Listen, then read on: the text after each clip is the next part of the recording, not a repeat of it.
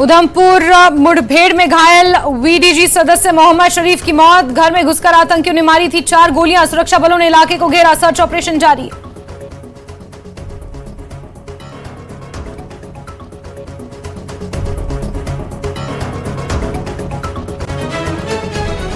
आरिसपुरा के मीरा साहिब में आम आदमी पार्टी नेता ओम प्रकाश खजूरिया की दुकान पर फायरिंग। गैंगस्टर अबू जाट ने ली हमले की जिम्मेदारी। विरोध प्रदर्शन की तैयारी में आम आदमी पार्टी।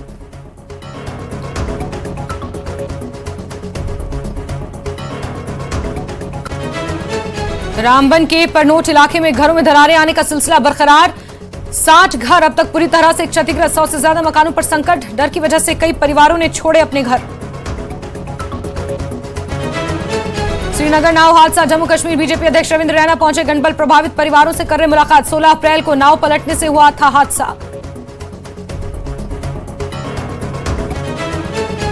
बीएसएफ के जवानों ने 15 नागरिक वाहनों को बचाया। भारी बर्फबारी के कारण राजदान दर्रे के पास फंसे थे ये वाहन में 60 से 65 लोग थे सवार।